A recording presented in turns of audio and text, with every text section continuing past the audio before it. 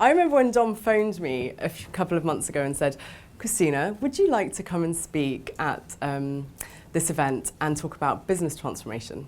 And I went, yes. Actually, I think I bit your hand off because do you know what? Business transformation is a massive thing of mine, right? Helping businesses to differentiate themselves, create a space in the market, helping government departments to deliver services like they've never delivered them before. My absolute passion is what gets me out of bed in the morning. And then I said, actually, Dom, Eleanor, would you like to come over to mine and have some lunch? And I'll offer you some wine because I need to warn you about a couple of things. So I'll warn you about the same thing.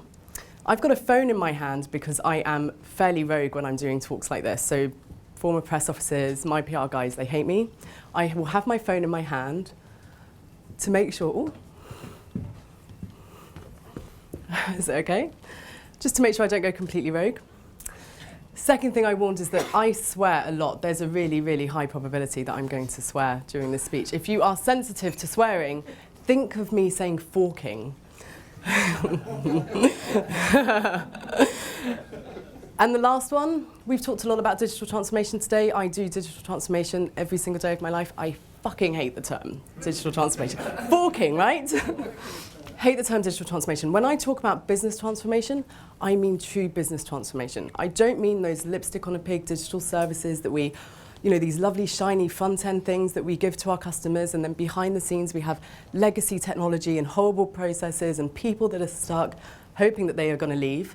I mean really, really true business transformation where we take the messiness of people and processes and technology and data and we use it to really align ourselves to what that business is trying to achieve. So, okay, I thought I'd also do a game. I figured that it's after lunch and you'll all be a little bit tired and a little bit sluggish and you're all slightly digesting your food. This is an easy game. I'm going to show you some pictures and I'm going to ask you to put your hand up. I'm going to ask you to tell me, put your hands up if you think that what I'm showing you is data. Now look, we've got proper data experts in the room, not me. And so this isn't a philosophical debate. It's not massively scientific. Stop. Just put your hand up if you believe this is data. This message, data? A few of us? Some of us? Not all of us? Okay. What about when that message is a snap? Data? Are we getting anywhere near data? Yes, maybe? This fire, is that data? I'm loving how, so I have had so many nights of really big philosophical debates over whether or not fire is data, right? Is this data? Not many of us think it is. What about when we start working out how much fire we need in order to be able to heat a home? These coins, and I'm sorry, so these are Trump's coins. I couldn't find quite a good picture of pennies. Data? Yes, no, maybe? What about when you don't see the coins at all? Some? No? God, we're seeing none. Let's do another one. So this map, this woman trying to navigate around fine, great, so maps, that's really easy. When we start pinpointing location and helping people find each other. Great. So I could have pulled out, God, so many examples of this. You won't even know what this picture is. I could have pulled out lots and lots of examples. And we talk about data a lot, and we have this obsession with data. And obviously, we're here at Data Festival, so of course, we're all here for a reason. But when I sit there and I look at all of the different ways I could have presented this piece today, I think about one thing, and it's the fact that actually humans are still trying to do exactly what they've always done before. We're still trying to make a payment. We're still trying to heat our homes. We're still trying to get from A to B. The way in which we do that is now different. So we've digitalized lots of how we do that, right? Lots of it's happening on our phones, and it's the reason we're mobile first, and it's happening by us using cloud commodity services, and that's brilliant. What that gives us is access to a huge amount of data, lots of data. So I get why businesses are data obsessed, right? We talk about data warehouses and data lakes and hunt the latest open data that we can get hold of. But when I talk to companies about data, I often say, that's great, but actually we need to think a little bit more cleverly, right? Because data, in its own right, is just data. So I don't know if you can see this very well. This is a picture, zoomed in very much. These pixels that you can see, these little squares, it's just data. It means nothing. So then we start talking about analytics. You've been talking about analytics this morning, I think, quite a lot. So we talk about analytics. we go one step further, we zoom out on the photo, and we start to see what that data is really trying to tell us. We start grouping it together, we start seeing if we can spot trends, we start trying to understand that 4,000 people got a notification from our app, but 20% of them acted on it. So the data starts to work for us, right? We start to get a little bit of understanding. And so lots of companies then stop here. And I get why they stop here, because it has started to work for us and we've started seeing a bit of the picture. But I don't think it's good enough. I don't think it's a good enough picture of where we really need to get to. And I think lots of companies get stuck here and get stuck in analytics, and that means that they get stuck in reporting vanity metrics. You end up with reports that go to the board, and there are a few of you who have told me already that you are the people who have to report these metrics to the board in your C-suites, where you essentially are saying, so we have this conversion rate, and this was our bounce rate, and this was our click rate. Great. And what? What businesses really want to get is insight. So insight is where the magic happens. Insight, these are my daughters, by the way. Insight is where you get to see that messy nose that we were starting to see when it came to analytics is really chocolate from that waffle. That waffles make them happy, and that's why they're smiling, and that actually the reason I was able to even get these slides together is because waffles make them happy, and that was the decision I needed to make to get them done. In business, insights are the thing that spark your next new incredible marketing campaign. They're the things that help you decide exactly what feature you need to put on an app that will make your customers come back again and again and again. Those insights tell you why only 20% of the people who received your app notification acted, and actually they tell you what it is you really need to do in order to make it 40% next time. Now, I've worked with lots of companies, tiny companies that are now household names. I worked with them when they were 2 people in a room and now are 400 people trying to do a global domination. I've worked in government. I've been Chief Digital Officer in lots of departments. So I've worked in the Prime Minister's office and the criminal justice system and in food. And in every single place that I've been in, I'm always constantly trying to use data insights to help me work out where to act and where to transform. So how do I really transform a business? This is where I do need to look. And in every single one of those departments or companies or businesses, today there's one thing that I've learned, I think more than anything else. So when I was asked to talk about selecting technology for transformation, I thought this is going to be good. This is absolutely the worst place to start. When you want to start, when you're ready to start making data-driven decisions, data-informed decisions, when you are ready to start deciding where it is you need to act and how you need to be able to move in future, never ever start with the frigging technology. Technology is the worst place. Start with your why. Start with why you exist at all. Why do you exist in the market? What is it you really are trying to do? What is it you're trying to achieve? What are your aspirations? And then there are lots of people in my space who'll say, great, once you know that, you're done, right? So I have great consultants, lots of experts in my space who say, once you've been able to align the data in your company to give you the insights to tell you whether you're meeting your business outcomes, you're doing a good job. I'm a perfectionist. Well, not really, but good is not good enough, right? Good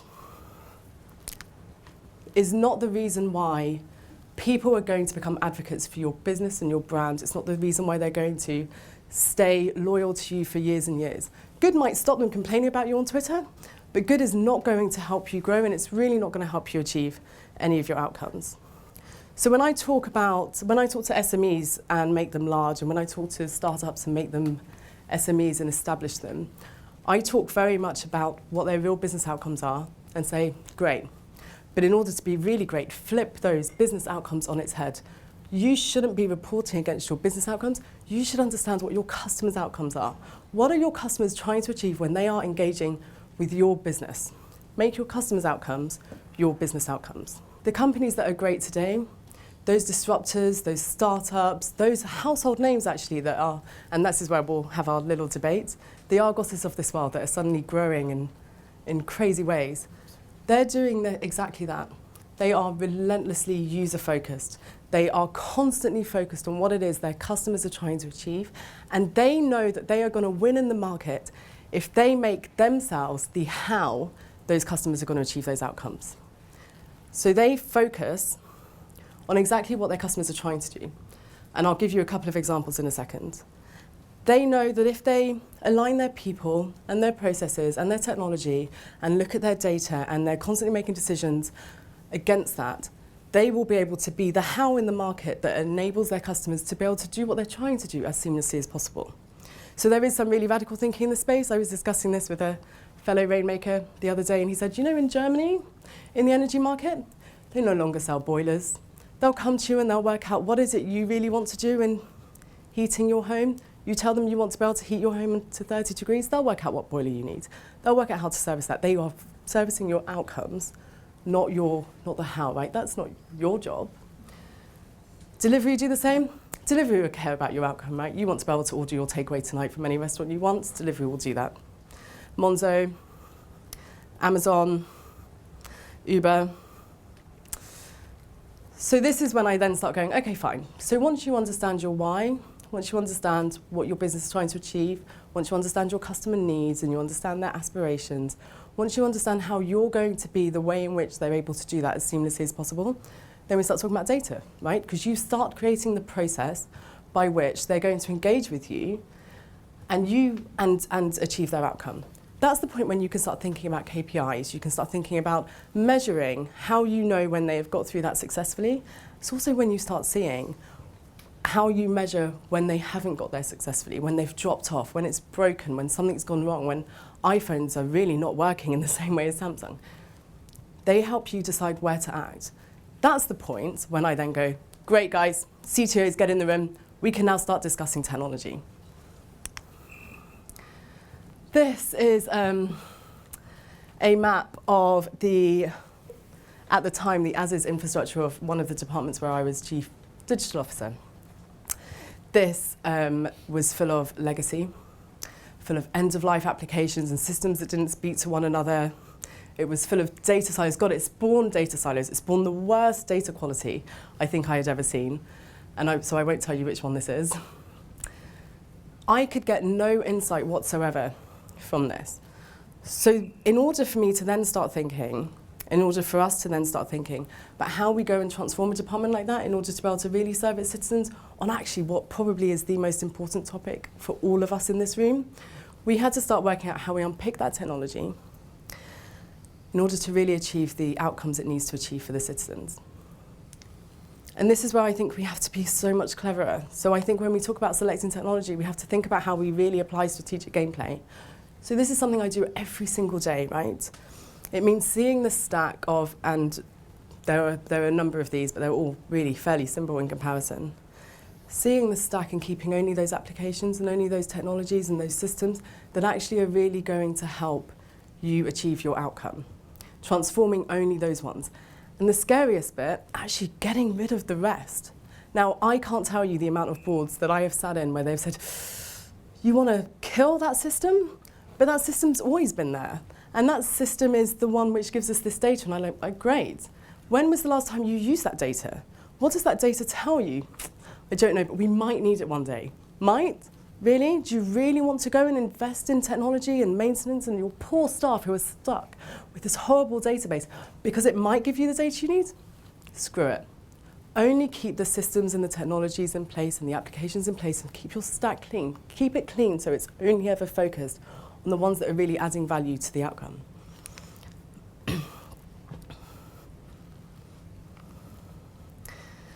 And once you are able to really clean up that stack, and God, I could show you so many maps where we've cleaned up stack after stack after stack, you are able to then become really, really data focused, right? Because that's what you really need. You need to become really, really data driven. You need to be constantly looking at only the data. And actually, don't be obsessed with data. Just be obsessed with the data that actually is telling you something, that actually is telling you whether or not you are doing the right thing, the process you've put in place for your customers is right, or whether it's not, and where you need to act, and where you need to change. Because great, this is where we can start our debate, is the difference between whether or not your company will exist in 10 years' time. So there are so many examples of this I can pull, and God, I speak to lots of them. Deliveroo, someone mentioned Deliveroo earlier. I was with Deliveroo a couple of years ago, and I remember them saying, you know, we're still running a startup model, and I'm like, yeah, but you're fairly established now, right? We could do Amazon and Black Cabs, you can do Blockbusters and Netflix, you can do Monzo and Lloyds. Anyone from Lloyds in the room? Be the Monzo, be the Tesla, be the delivery, be the ones that are constantly looking at your data and figuring out whether or not you're actually doing anything that makes a difference to your customers' lives. Be Tesla. So I'll tell you why I put this Elon Musk on my intro slide. I'm a little bit in love with Elon Musk. This man gets data, right? He uses it every single day to make really big decisions about his company. He has a business vision. I'll tell you his business vision in a second. But he decides where he's going to act, how he's going to change his workforce, where he's going to locate himself, whether or not he needs to introduce new technologies or automate work processes based on the data and the insights he gets. He also understands his customers, right? So actually, I think he gave his customers their aspiration before they even knew it was their aspiration. So his business vision is 9 words. It's fairly brilliant. We will have landed people on Mars by 2025. And actually, I think with his approach and the way in which he really uses data to understand whether he's going to get there, he might actually do it. Thank you.